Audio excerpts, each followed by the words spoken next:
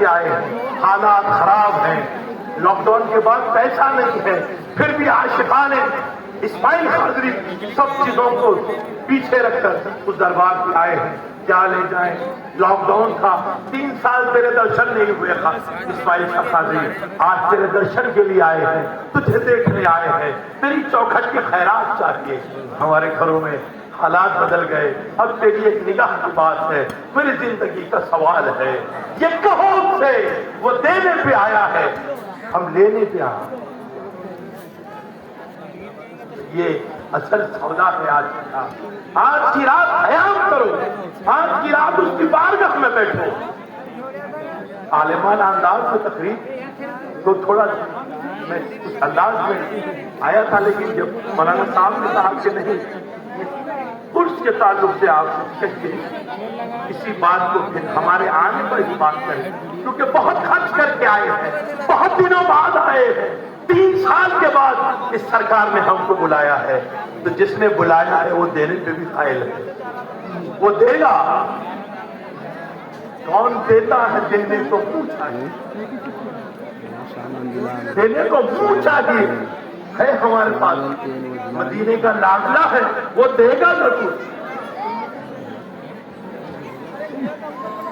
سرکار دینے عطا کرنے کے لیے بلائے ہیں، کیونکہ خدا کے خزانے ان کے پاس، اور اللہ چاہتا ہے کہ پیارے اپنے ہاتھ سے بانٹ، مجھے خوشی ہوگی.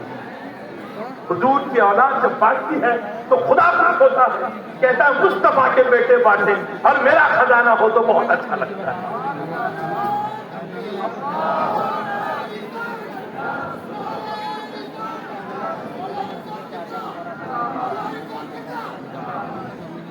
سامعین کرام، آج اللہ نے اپنے خزانے نیچے اتارے اور فرما رہا ہے اسماعیل بانٹو تو صحیح. جیسے ابراہیم کے بیٹے کو سارا نواز دیا گیا، اس خطے میں حضرت اسماعیل قادری کو کہا گیا اب تم بانٹو. تو یہ جو بانٹنے کے لیے بلائے ہیں، یہ دامن میں لے کے آؤ، پھٹا چادر لے کے آئے ہیں تو کہیں خیرات گر نہ جائے، گر نہ جائے. اب تو دامن کو پھیلاؤ طہارت تقوی کے ساتھ، ادب اور محبت کے ساتھ، اللہ کی بارگاہ میں سجدے کرتے ہوئے اس بارگاہ میں مانگو ہاتھ اٹھا کر. اللہ تمہاری جولیاں بھر دے گا، اللہ تمہیں مالا مال کر دے گا، اللہ برکتوں سے نواز دے گا. اللہ تو چاہتا ہے کہ اپنے بندوں کو مالا مال کر دوں، لیکن ڈھنگ چاہیے، ڈھنگ چاہیے، سلیقہ چاہیے، ادب چاہیے. جب ان چیزوں کو اپنے ساتھ دو گے تو اللہ دے گا. ڈک ڈاؤن کرنے سے نہیں ملتا.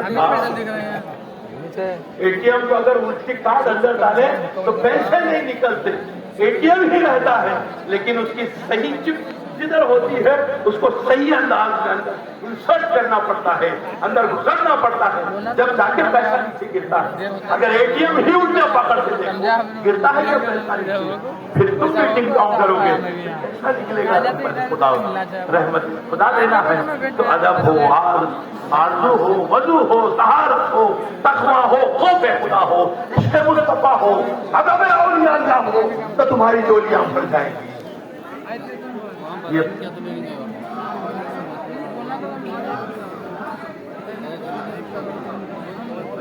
زندہ باد، زندہ باد قومی زبر.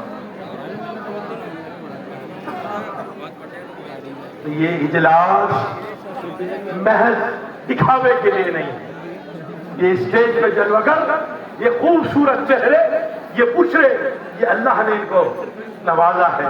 ان کے سینوں میں علم ہے، ان کے چہروں پہ نورانیت ہے. یہ اس لیے ہی آئے ہیں کہ حضور کے دیدار کا الفاظوں سے آپ کو زیارت کرا دیا جائے. یہ نعت پڑھ کر آپ کو محسوس کر رہے ہیں، یہ قرآن کی تلاوت کر کے آپ کے دلوں کو آیت قرآنی سے تسکین دے رہے ہیں. یہ نعرے یہ کیا ہے؟ یہ کسی کو ڈرانے کے لیے نہیں ہے، اپنے آپ کو سجانے کے لیے. تو یہ سب چیزیں، یہ اہتمام، یہ جو کچھ نظر آ رہا ہے یہ کوئی تماشا نہیں ہے، بلکہ یہ اللہ کے خزانے اترنے کا وقت ہے. تو ایسے وقت میں ہم انتہائی عاجزی و انکساری کے ساتھ آئیں اور آ کر لے جائیں. تو یہی ایک درس ہے. تو کہاں کس کو کیا ملتا ہے وہ اس کے ادب پر منحصر ہے. ایک چھوٹا سا واقعہ یاد آ گیا، کیونکہ یہاں پر کچھ عورتیں بھی بیٹھی تو کچھ ایک بزرگ تھے، ان کی بارگاہ میں لوگ آ گئے، تو کچھ ایسی عورتیں بھی آ گئی جن کو بچہ نہیں ہوا، وہ آ کر کہنے لگی کہ حضرت ہماری شادیاں ہو گئی، 3 سال ہوئے، کسی کے 5 سال ہو گئے، عورتوں کے اپنے مسائل ہوتے ہیں، بیچاری مجبور ہوتی ہیں، اللہ والوں کی بارگاہ میں آ کر رجوع، اس اللہ والے کے پاس بیٹھ گئے۔ اللہ والے تو اللہ والے ہوتے ہیں، وہ بہت سادگی سے جواب دیتے ہیں، لیکن دیتے ہیں تو عرش کا پتہ دیتے۔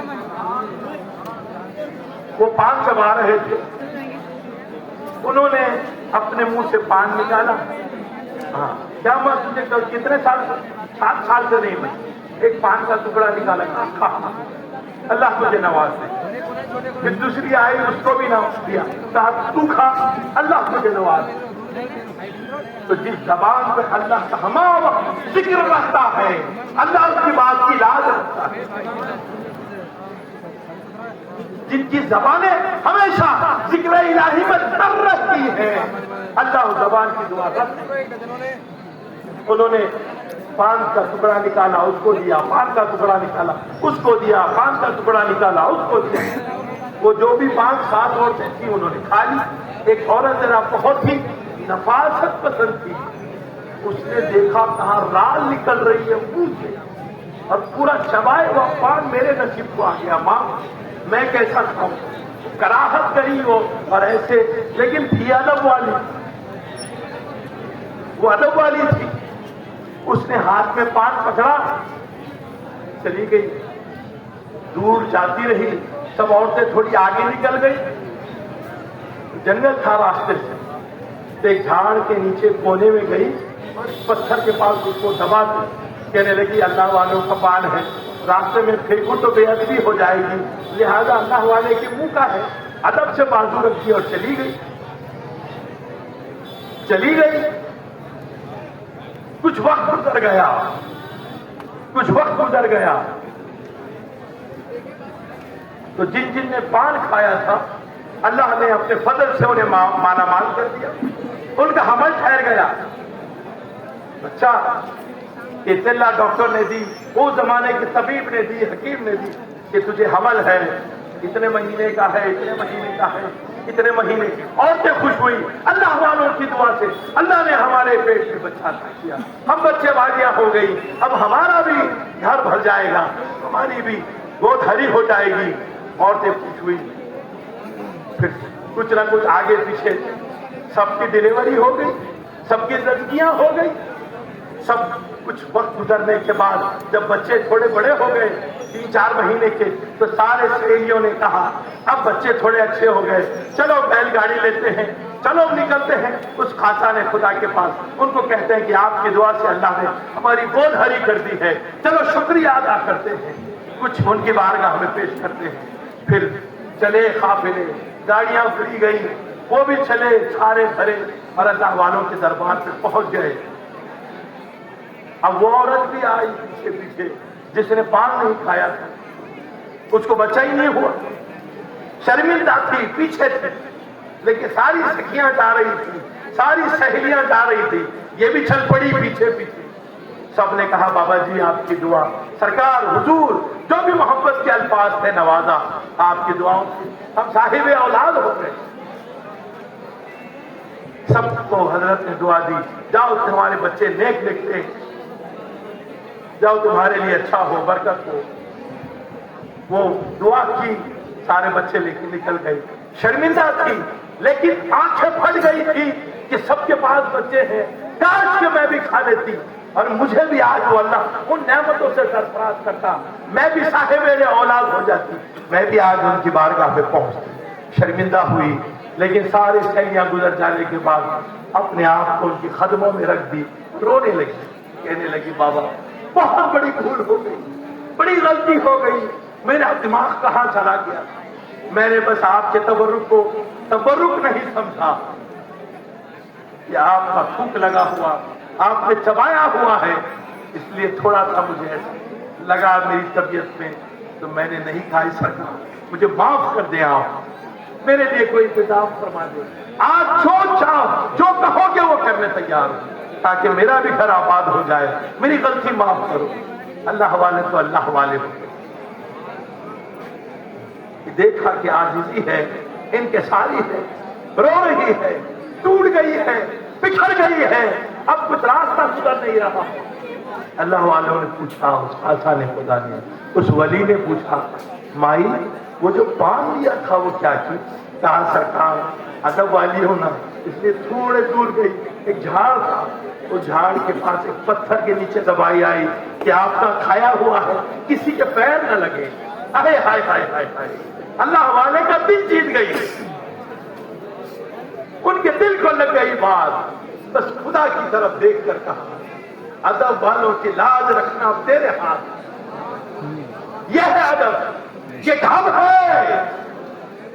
میں جو بات کر رہا ہوں کہ لینے کا ڈھب چاہیے، اس نے ٹوٹ کر بکھر کے کہا تم جو چاہو کرو، میں اب جو بولو گے جو کرو میں کروں۔ میں ادب والی ہوں سرکار وہاں رکھ کے آئی، بس ان کی آنکھوں میں ایک چمک سی پیدا ہوئی، اس اللہ والے کی آنکھ پر خدا کا نور تھا، اس نے اس کو دیکھا اور دعا فرما دی، کہا جا تجھے یاد ہے وہ جگہ کہ پان کہاں رکھی تھی؟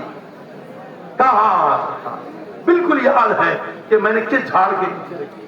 کہا دیکھ تو صحیح پان ہے۔ وہ دل میں ہی سوچنے لگی کدھر 1.5-2 سال نکل گئے سرکار، پان بھی کہیں رہتا؟ پھر اپنے آپ کو سنبھل کے کہنے لگی ارے یہ خاصان خدا ہے، یہاں سوچنا نہیں، اللہ والوں کے پاس دماغ کا دخل نہیں، وہ جو چاہے